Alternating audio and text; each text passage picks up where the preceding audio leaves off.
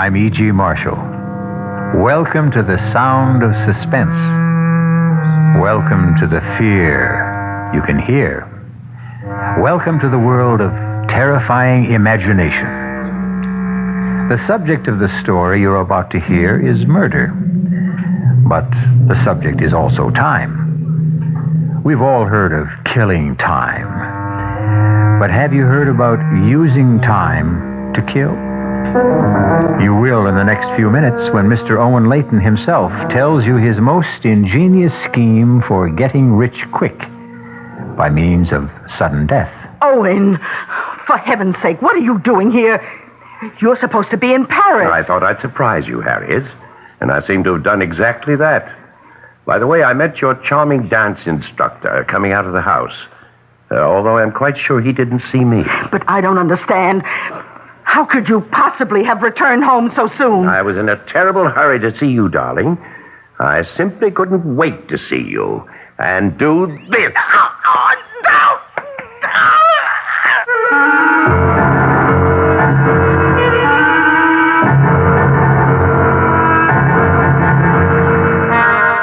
Our mystery drama, Sea of Troubles, was written especially for the Mystery Theater by Henry Slessor and stars Staats Cotsworth. I'll be back shortly with Act One.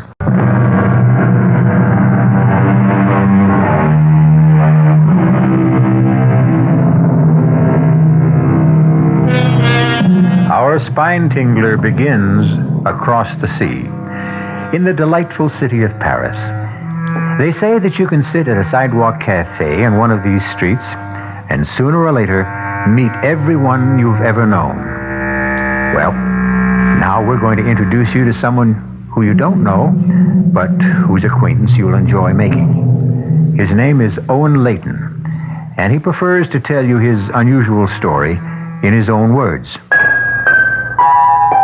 I arrived in Paris at 10 o'clock that morning, but I didn't leave my hotel room until well after 4. I knew my brother Gerald's habits only too well. He'd probably be sleeping until noon. I knew where he would be at 4 p.m., of course, at Patrick's Cafe on the Rue de Montparnasse. Everyone loved Gerald at Patrick's because he was famous for always paying his bills. With my money, of course. Bonjour, monsieur. Bonjour. I chose a table well to the side, but my appearance still attracted considerable attention. And why not? With my rumpled English tweeds, a long gray beard in the style of Ulysses S. Grant, a pair of crutches to keep my monstrously bandaged foot off the Parisian asphalt. Well, I must have been quite a sight. Garçon, Pernod, s'il vous plaît. Très bien, monsieur. Well, what do you know, Owen, for the love of Pete? Hello, Gerald. I'm glad you were able to recognize me under all this hair and bandages. Well, how are you? What's the matter with your foot? Oh, never mind about that. Give me a look at you. I haven't seen my kid brother in over a year. You know something? You look more French than ever. Yeah, come on now. Let's hear about that foot, Owen. And the beard. When did you grow all that shrubbery, huh? Well, I got the idea from you. The last time I was in Paris. This thing? Yeah. This is nothing compared to you. Now, listen, the last time I saw a beard like that, it was on a $50 bill. Yes. I guess it got a little out of hand. I'm thinking of trimming it, as a matter of fact. More like your style. Well, I'll introduce you to my barber. Hey, do me a favor, Gerald. Finish this Pernod for me. I shouldn't be drinking with my foot. Well, what's your foot got to do with it? It's the gout. You remember, I wrote you about it a few months ago. I had an attack just before I sailed for Europe. Well, how's your painting coming along? You sold anything yet? The only thing I sold is my watch, as if you didn't know. Yes, I know.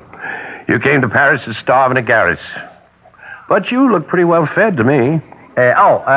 Speaking of that, how was Harriet, huh? Well, speaking of which, the money I sent you or being well fed? Oh, God, you know what I mean. Oh, now how is she? Still the same? No, she's more of the same. She's richer than ever. She's fatter than ever. She's also meaner than ever. Well, she couldn't be too mean. I mean, not if she let you grow that beard. I still don't see why you wanted to grow it. You always made such fun of mine. Well, I had my reason, Gerald. It was part of my plan. Plan? What plan? Why, to kill my mean, fat wife. Of course. So, this is your garret, is it? Pretty luxurious for a starving artist, isn't it? It's not bad. Yeah, and all those canvases. Some even have paint on them. Well, don't tell me you're really working. Owen, I know you're no saint, but I don't think you're wicked enough to do what you said. Strangle Harriet? No, Gerald, I'm wicked enough. Just not foolish enough. My wife's money will be precious little good to me in prison. Now, don't tell me you've got some kind of a foolproof scheme, Owen, because there is no such thing. Sit down. And no matter how clever you are, there's always someone cleverer. In the detective novels, perhaps. Now, sit down before I kick you with my gouty foot. I've got 5 pounds of bandage there. It makes quite a weapon. I don't understand what you meant about gout. It's the very cornerstone of my plan. I have established a medical history of the disease if questions arise later. Question? Yes, about the bandages. Owen, I have never seen you like this. You're really talking wildly. Now, those crutches, the beard, all this crazy talk about killing people? What? Not crazy at all. It's a beautiful, rational scheme. And one that you will be eager to see succeed. Owen, what's happened between you and Harriet, huh? Well, nothing sudden. It's been a gradual change. Perhaps the inevitable result of advancing years. You know, I was considerably younger than Harriet when we married. Now it seems I'm not young enough. Now, wait a minute. Are you cutting me off? Are you going to stop sending me money? Nothing of the kind. As long as my income can support it, you can continue to develop your artistic talent. The question is, how long will my income continue? It's been 10 years since I married Harriet. The difference between our ages is suddenly not so great.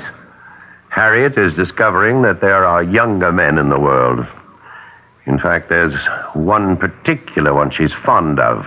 You're joking. Yeah, he's a dancing instructor, as a matter of fact. She met him when I had my first attack of gout. I couldn't move for a month while Harriet indulged herself in non-domestic pleasures like dancing. But to talk about killing her... Killing her carefully, Gerald, with due regard to the risks involved. Actually, I thought of the answer when I was flat on my back. I had plenty of time to think then. About what? A unique phenomenon of the modern age. The magnificent paradox of transoceanic travel.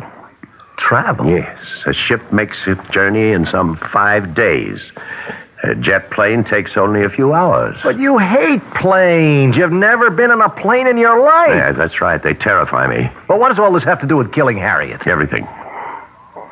For you and I, brother, are going to put that transatlantic paradox to use.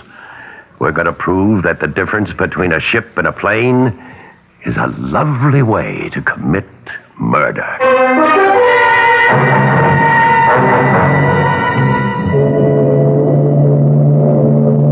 It was almost 2 weeks later that Gerald and I stood on the dock at Le Havre and looked at the trim lines of the SS Empress. She wasn't exactly the largest vessel lying at anchor, but on that particular Saturday, she was certainly the busiest. That was fine with me. The more excitement on the pier, the less noticeable Gerald and I were as we made our way toward A deck. Our progress was slow, since I never really managed to use those crutches.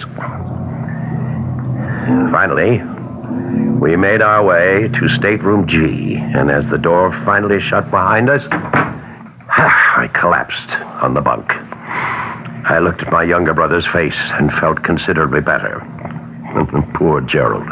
His complexion was so pale white against his reddish beard, now fuller by 2 barbarous weeks. Relax, Gerald. Everything's going to be all right. Well, I wish I had your confidence, Owen. Now, let's take care of the passports first, and then we can call the steward. All right. Here they are. Ah, good. Now, we have to do this very carefully. With infinite patience, I set about the delicate task of removing the small photographs from both passports. I was as precise as a jeweler. Then I squeezed glue from a tiny tube and replaced them. One bearded face substituted for the other one. Yes, my brother and I look quite a bit alike, despite the 6-year difference in our age. Owen, are you sure nobody will notice? Now, you're not supposed to tamper with these passports. Yes, that's true. And I understand it's also a crime to kill someone. Nevertheless, that's exactly what I plan to do. Now, let's ring for the steward. All right. The man who answered our ring was a perfect delight. An aging cockney with a thin crest of white hair, the mouth of a pixie, and the squinty eyes of a myopic. The latter, of course, was going to be a blessing. Everything all right, Mr. Layton? Yes, everything's just fine. Your name, Mr. Pawkins? Yes, sir, that's me. Sir Pawkins, at your service. Well, Mr. Pawkins, I'm afraid I'm going to be something of a burden to you on this voyage. As you see, I'm an invalid. Oh, yes, sir, your poor foot, sir. Exactly, my poor foot. As a result, I'm going to be forced to take all my meals in here. So you'll have to arrange matters with the dining steward. I trust that can be arranged. Oh, yes, sir, don't you worry none about that, sir. Ah, good. Nor will I be spending any time on deck. The least bit of roll is extremely painful for me. So I'll remain in my stateroom until we reach port. What a pity, sir. No, it's all right, it's all right. I've got a great deal of business to take care of between here and New York. I'll have enough paperwork to keep me busy. So if you'll just bring me my meals and keep me from being disturbed, you'll be doing your job handsomely. All right? Understood? Oh, yes, understood, Mr. Layton. See you later then, Mr. Pawkins. Oh, yes, sir. Oh, we were lucky. He seems like a cooperative old geezer. Yes, but be careful. Always keep your door locked, so he can never enter without knocking. And every time he brings you that tray, make sure that you're either dozing or buried in papers. You understand? Understood. Yeah. Well, when I think about what you're going to do in New York while I'm on board the ship, What I'm going to do in New York is going to be a pleasure. But you're so cold-blooded about it, Owen. You are going to kill a human being. No, I never said that. I said I was going to kill Harriet.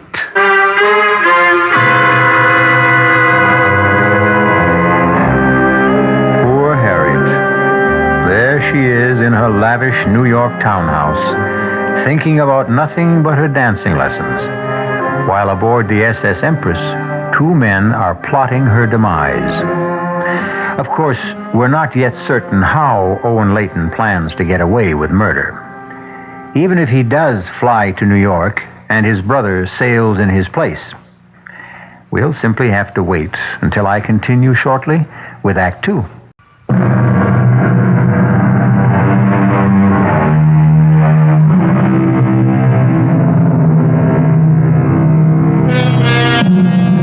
Now let's return to Stateroom G on A deck of the SS Empress.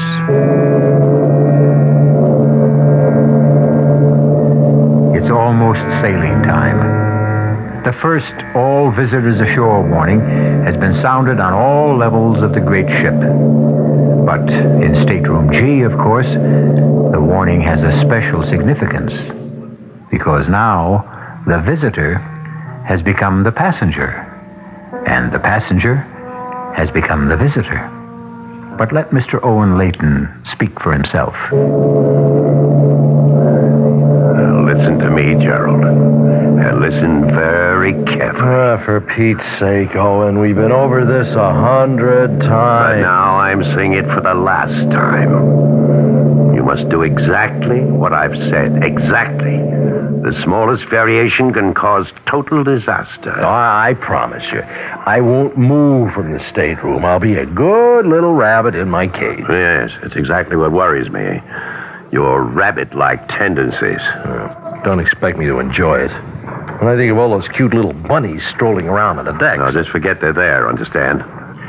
Let me get this bandage off my foot. Now. Oh, 5 days. And don't forget the 6 nights. You'll manage, all right? Won't be any fun, Owen. Yes, and neither would it be any fun to fill gas tanks in Hoboken. Not as much fun as living on the left bank with those Parisian beauties of yours. All right, I know. And don't forget who's really doing the hard work, Junior. Including that plane trip tonight. Oh, for me, that's the worst part of it all. Listen, how high do those buddy things fly? Oh, 30,000 feet, I think. Oh, it's preposterous. There, the bandages off now. Now, let's get them on you. By the time the next all ashore sounded, the transformation had been made. The bandages were on my brother's foot, and the crutches were lying snugly beside his bunk. And I was all set to leave. With Gerald's gray tweed coat belted around me, with Gerald's hat on my head, I strolled to the visitors' gangplank and left the SS Empress to its business.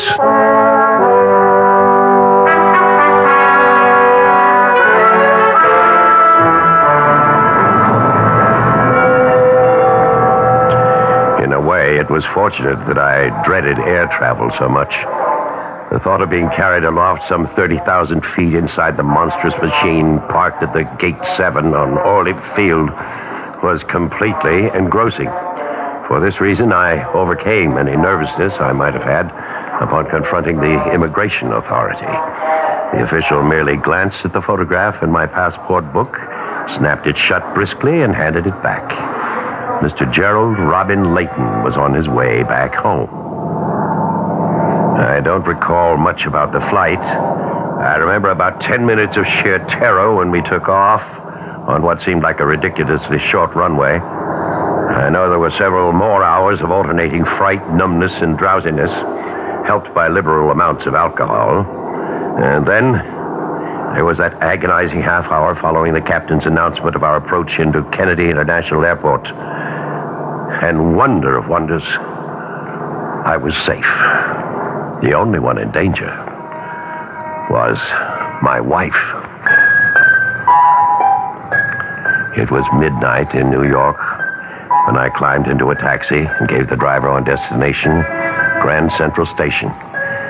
In the terminal, I deposited my single piece of luggage in a public locker and took still another taxi to the street where Harriet and I had spent the last 4 years of our marriage. The brownstone was an imposing building from the exterior, but Harriet's money had made it possible to scoop out the interior and transform it into a duplex of cunningly modern design. I had spent several happy hours in this house, about 7 or 8, I think. It was 1:20 in the morning by the time I arrived, and the traffic had gone from the quiet streets of Sutton Place. The street was empty. The shades of the buildings opposite had all been drawn against the night. I felt certain that no one saw me quietly insert the key into the lock of the front door. I went quietly upstairs to the bedroom. It was empty. But that was no surprise. It was Saturday night.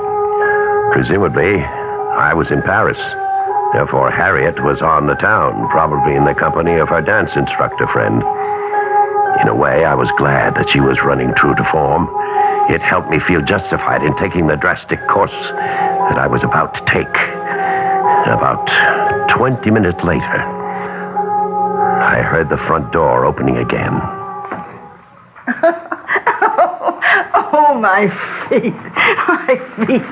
You danced my little tootsies off tonight. You Fred Astaire, you. Well, that's what you're paying me for, Mrs. Layton. Oh, that's what you think, lover. Well, speaking of Oh, love... no, stop it. Now, Douglas, no, stop it, you brute. You mean I don't even get a kiss goodnight? Oh, tomorrow night, maybe.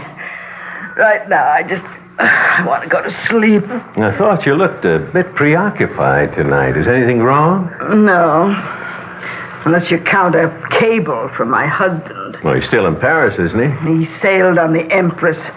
He'll be here in another 5 days. Well, that's too bad. Isn't it? You can stay tomorrow, all right? I'll count the hours.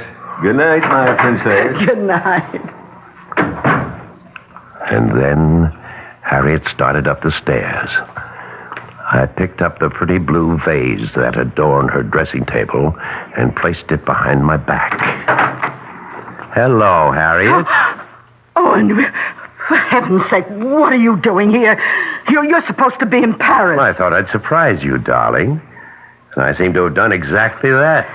But your cable, you said you were taking the Empress. She won't arrive for days. No, actually, I changed my mind about taking the ship. I flew instead. You were never inside a plane in your life. No, there's always a first time, isn't there? For everything. But why? When you're so terrified of flying. Because I was in a hurry, darling. I simply couldn't wait to see you and do this. Don't!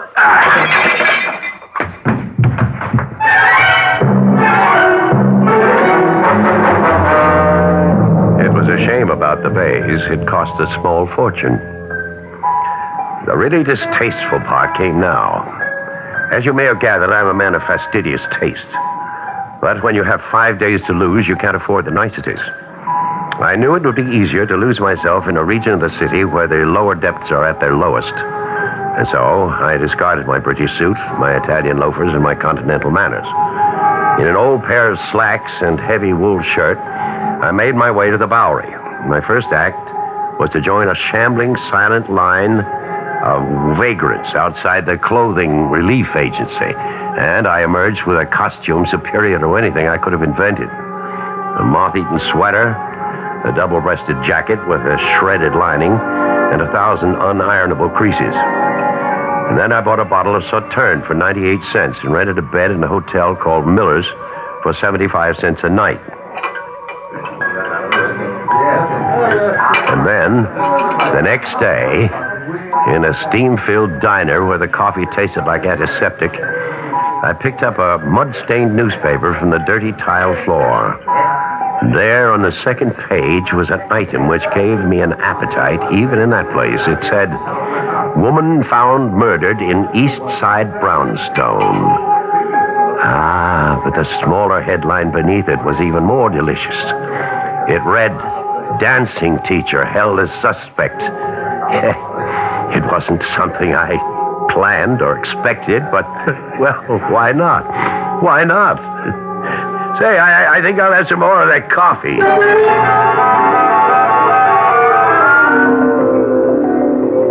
And then the 5 days were over.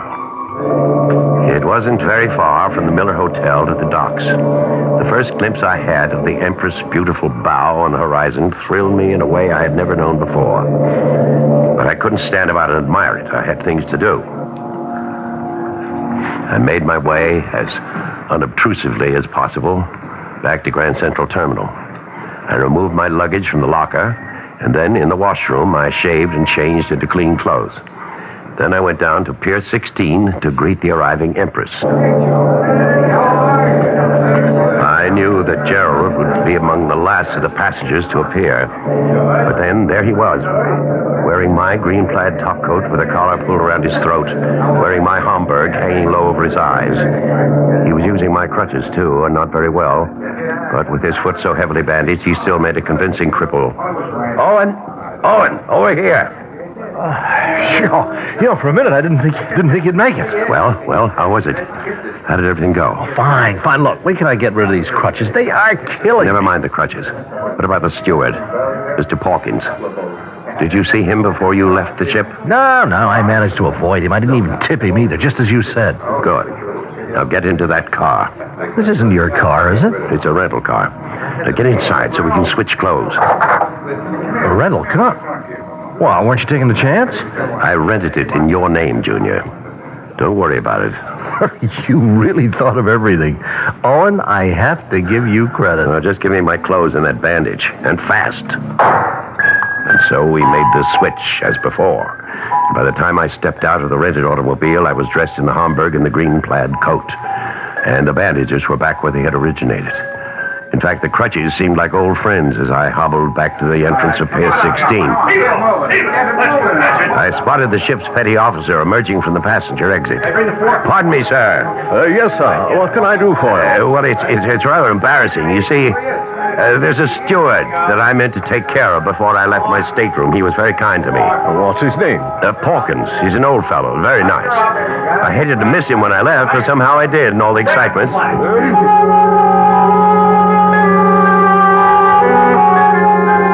Yes, Pawkins was more than pleased when I handed him the two $50 bills.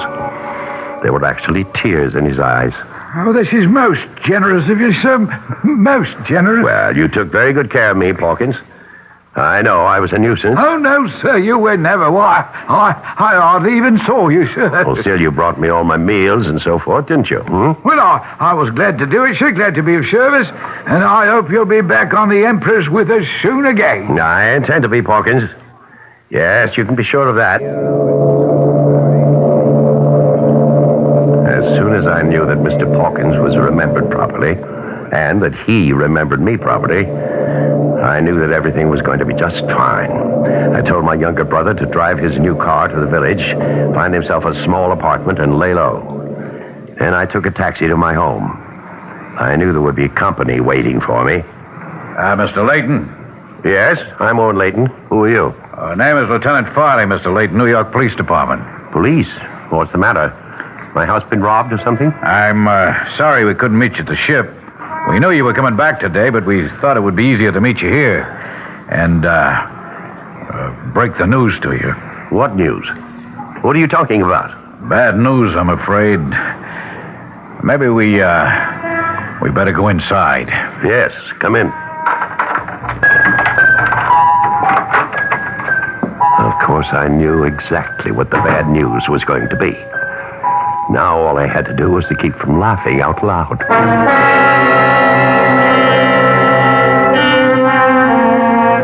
We seem to have been witness to the perfect murder. Owen Layton can't be blamed for the murder of his wife, and for the most natural reason in the world. Owen Layton wasn't in New York when his wife was murdered. Owen was on the high seas. Just ask Mr. Pawkins or anyone else aboard the SS Empress. But before we congratulate Mr. Layton on his cleverness, why don't we wait until I return with Act 3?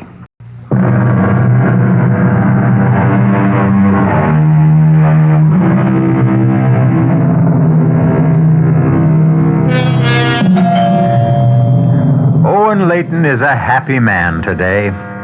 Despite the fact that he is all alone in the reconverted brownstone on Sutton Place, the smile never seems to leave his face.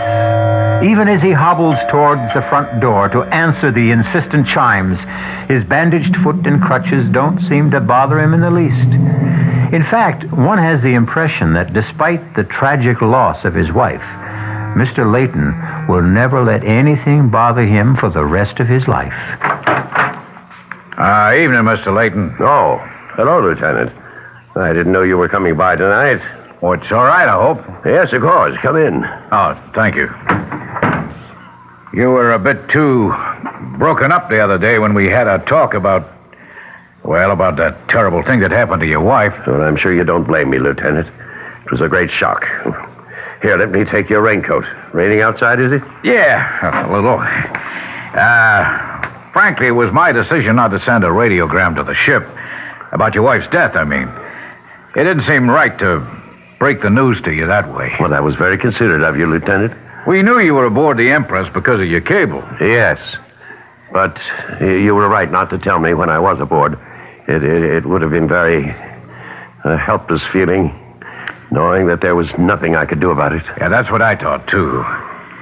At any rate, I suppose you've had some time to, think about what may have happened. No, Lieutenant. The truth is, I still don't understand. That man who killed her, what was his name again? Douglas Denton. Oh, yes. It's not his real name. He called himself that at the dancing school, but he was born Bernard Eubank. I take it you didn't know Mr. Denton. No, I never met the man before in my life. And why would he want to kill my poor Harriet? Well, actually, he's still denying that he did. Well, how can he? From what I read in the newspaper, well, you seem to have caught him red-handed. Well, no, not quite that good. We knew that he'd been, he and your wife had been seeing each other during your visit abroad, and that they'd seen each other that Saturday night she was killed.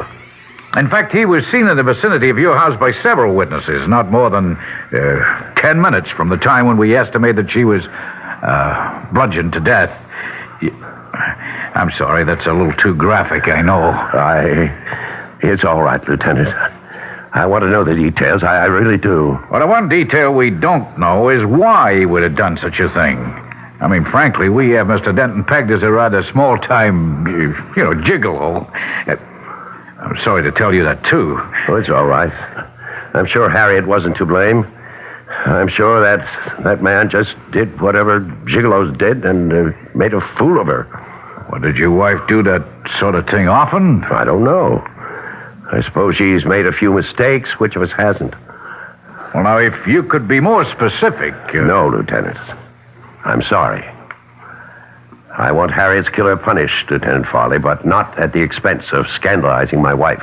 Well, I'm afraid that scandal won't be easy to avoid. We know she was having an affair with Mr. Denton. He's admitted that himself. But that don't give him any reason to break a vase over her head. Yes. Unless she had decided to end the affair, of course. Well, it's one possible theory, of course. Didn't you say you found my cable to her about coming home on the Empress? Yeah, that's right. Well, Harriet didn't know I expected to return from Europe so soon. And perhaps when she informed her friend, Mr. Denton, he got angry. Yeah, that's possible, too. He might have just acted impulsively. Yes, Lieutenant. I'm sure it happened just that way. They quarreled. In your bedroom? Very well, in our bedroom, yes. They quarreled. And he picked up the vase and he struck her. But somehow, I can't believe it was cold-blooded or premeditated. No matter what the man is, Lieutenant, I hope the law isn't too harsh with him.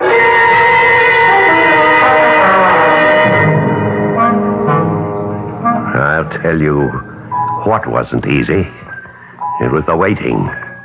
I had to wait for the outcome of two legal actions, the verdicts of both the criminal and the probate courts. But I had every confidence that human and fiscal justice would be done. And then, one night, a little more than 2 weeks after my return... Hello? Owen, it's Sheila. I beg your pardon? It's Sheila. Oh, God, I feel terrible not calling you before this, but I just found out what happened. I read the whole thing in the paper, back issue. Oh, and you poor thing, you must be in the state. Are you sure you're calling the right number? Oh, of course I am. At least that's the number in the telephone book. 815-5555. Well, you certainly have the right number, miss, but I believe you have the wrong party. Oh, come on, stop it. You're the only Owen Layton in the directory. Well, that doesn't mean very much. Hey, what is this? What are you trying to do? Well, I'm simply trying to find out who you are and why you think you know me. Hey, wait a minute. Is there someone there with you? Is that what all the double talk's about? No, I'm alone. Well, then why the big act? Oh, now listen, Owen. I told you not to try any of that shipboard romance stuff on me. I won't stand for it.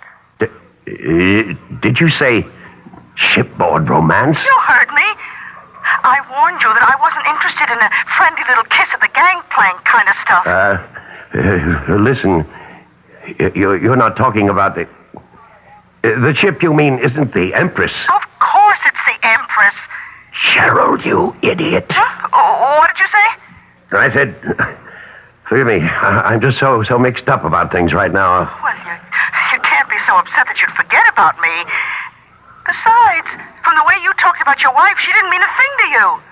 Look, Sheila, I can't talk anymore right now. You're not brushing me off that easily. Oh, and I warn you. No, I'm not trying to brush you off. It's just that I'm having visitors, Sheila. Important people, business. All right, tomorrow then. Early tomorrow. I'm not sure I can make it tomorrow either. I may have to go out of town. There are things to settle regarding my wife's estate. Well, there are things to settle, all right. Between us, lover. Oh, God. Dear God, he's ruined everything. Everything.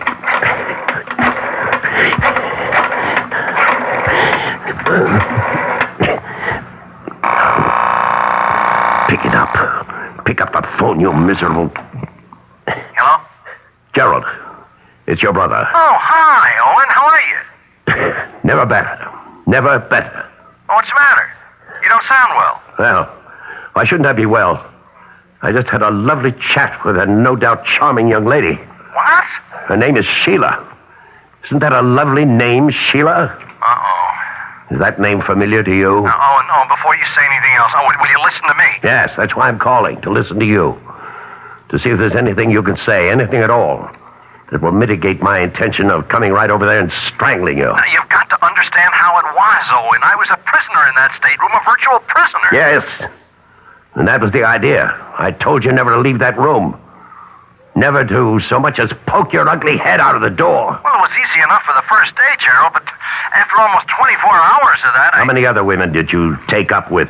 Owen, she was the only one, absolutely the only one I had anything to do with. And if I know you, you had plenty to do with her. Well, I couldn't live like a hermit, for Pete's sakes. I can't believe what I'm hearing. I can't.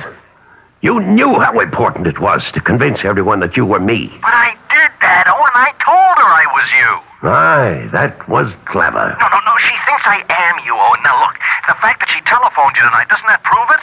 Oh, yes, that proves it completely. Owen, I was really going crazy in that tiny room, so I took just one little stroll on deck one night. Yes, and met Sheila. I swear that I never knew she'd try to get in touch with me. Your girlfriend Sheila is in New York right now. She's demanding to see me. You. Me. What I mean is she's read about Harriet's death. She knows that you...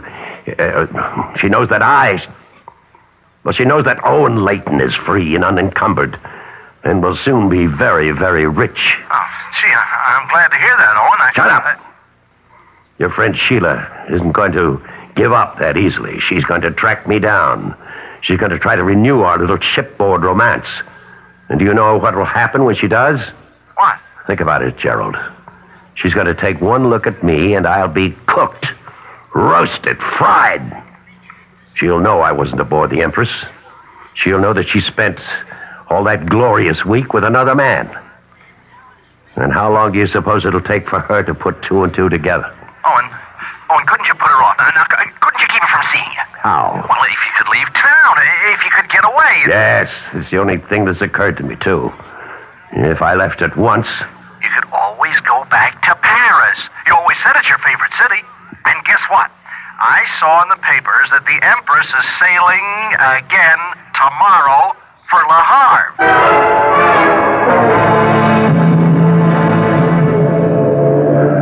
For the first time in my life, I wasn't looking forward to a sea voyage. But I knew that my idiotic younger brother had left me no other choice. The minute I was off the phone with him, I was on again, this time to my very obliging travel agent, who told me that passage aboard the Empress was indeed possible. But for the first time in my shipboard travels, I couldn't get a stateroom. Couldn't even do better than B deck. But it was an indignity I was forced to accept. This time, my cabin steward wasn't an amiable gentleman like Mr. Pawkins, but a gruff, uncommunicative type who made no promises of devoted service. But then I wouldn't require much service. For one thing, I no longer needed my bandages and crutches. As far as the world is concerned, my troublesome gout was healed. Oh, pardon me, sir. Yes? Aren't you the gentleman who sailed with us a couple of weeks ago? That Pawkins chap? Oh, yes, that's right. You were the officer who helped me find the steward. Yes, everything worked out all right there? Yes, everything went fine. Unfortunately, I couldn't get such good accommodations this trip. Well, that's a shame, sir. But then I don't think we'll have as easy a crossing of it this time. Why not? Oh, a bit of rough weather ahead, they say. Oh, fine. That's all I need. But rough weather ahead or not, at 4 that afternoon, the Empress pulled slowly away from the pier, and I admit that I breathed a heavy sigh of relief. That evening, I was taking a nap before dinner when someone knocked on my door. Who is it? It must be an unfriendly neighborhood steward. Yeah? Hello. Oh, I'm sorry. Oh, was there something you wanted, miss? Well, I've made a mistake. I thought this was Mr. Layton's cabin. Well, it is. I'm Mr. Layton. Oh, but you're not Mr. Owen Layton. That's the party I was looking for. But I am Owen Layton. Well, that's an interesting coincidence. I mean, that two people would have the same names, and even look a little bit alike. Although, well, the Owen Layton, I mean, is quite a bit younger. I don't know what in the world you're talking about. I saw your name on the passenger list, but the man I mean, well, he's about your height, and he has a beard like yours, but he's not you. Well, and who are you? My name's Sheila. Sheila Ross. Sheila. I met Owen Layton 2 weeks ago, right on this ship. And now suddenly there's another Owen Layton going the other way. There's something very fishy going on here. You're mistaken. I swear you're mistaken. Listen, Mr. Whatever your name is, I don't know what this is all about. I don't know why there are two Owen Laytons going back and forth on this ship. Well, what's so strange about that? I mean, why are you going back and forth? Me? Because I have to. Because it's my job. I'm a social director. You mean you work on the Empress? That's right. And right now, I'm going to work on finding out what this is all about. I stood rooted to the cabin floor, listening to the melancholy sound of the ship's whistle, warning the seas ahead that we were on our way, heading straight for troubled waters.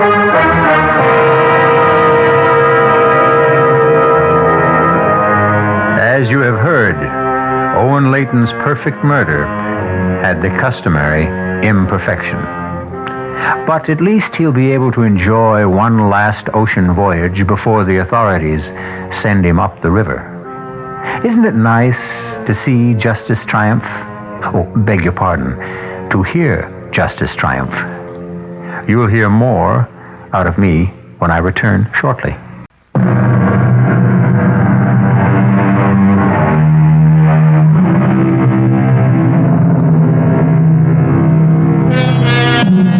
We hope you enjoyed tonight's voyage. We hope you'll be aboard next time the CBS Radio Mystery Theater takes you on a trip to all points mysterious. As you know, we have every means of transport available to us, from ships to trains